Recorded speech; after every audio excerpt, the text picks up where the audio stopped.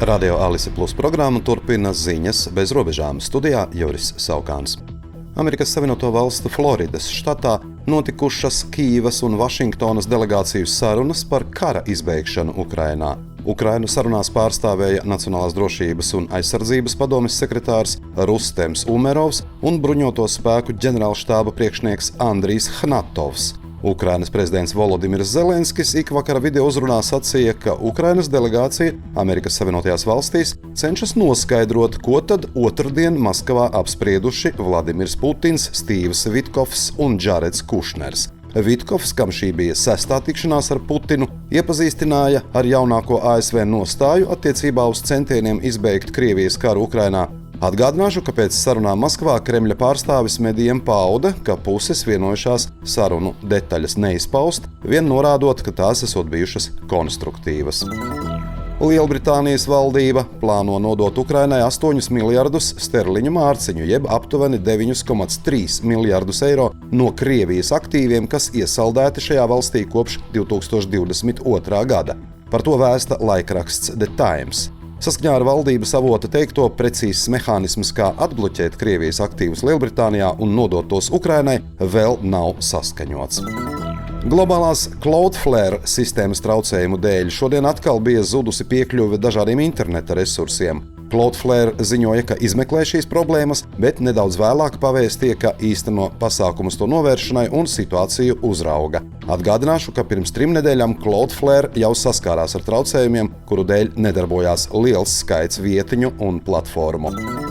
Jaunzēlandes policija atguvusi Fabergé olu. 6 dienas policisti novēroja zagli, kurš to bija norījis.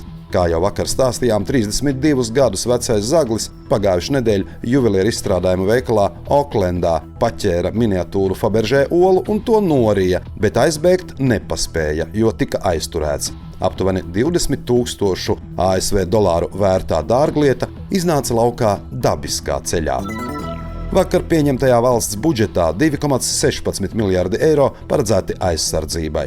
50% no šīs summas plānots novirzīt Nacionālo bruņoto spēku kaujas spēju tiešai attīstībai un stiprināšanai, informē aizsardzības ministrija.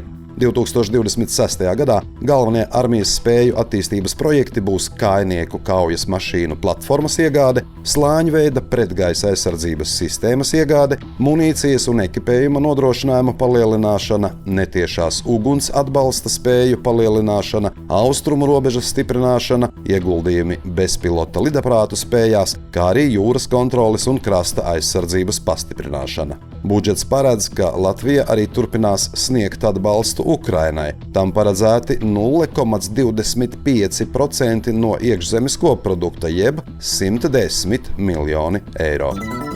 1. janvārī noslēgsies 2023. gadā noteiktais valsts atbalsts elektroenerģijas tarifos. Rezultātā mājsaimniecībām ar vienfāzes pieslēgumu ikmēneša maksājums par jaudas uzturēšanu atkarībā no izvēlētās jaudas pieaugs par 20 eiro centiem līdz 1,26 eiro mēnesī bez pievienotās vērtības nodokļa. Par to informē akciju sabiedrība Sadales tīkls. Mājsaimniecībām ar 3 fāžu pieslēgumu izmaksas pieaugs par 1,92 līdz 3,5 eiro bez PVN. Šīs izmaiņas neietekmēs mājsaimniecības, uz kurām valsts atbalsts nebija attiecināts, proti ar 32 ampēru un jaudīgākiem pieslēgumiem, kā arī juridiskās personas. Arī šiem klientiem faktiskā maksa par jaudas uzturēšanu 2026. gadā paliks nemainīga. Rotko muzejs šodien atklāja gada nogales izstāžu sezonu. 5 starptautiskie projekti pievēršas humora, klātbūtnes, tehnoloģiju un pieredzes nepastāvības tēmām. Jaunā izstāžu sezona pulcē kaimiņzemes Lietuvas un citu valstu māksliniekus, lai piedāvātu meditatīvu māksliniecisku baudījumu gada klusākajiem mēnešiem.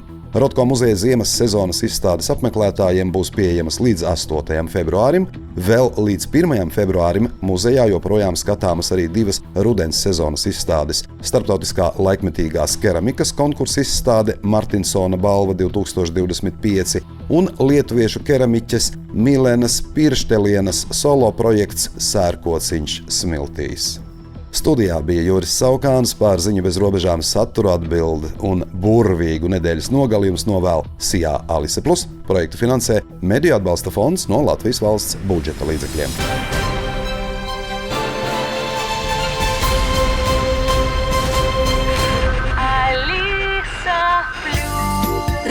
Radio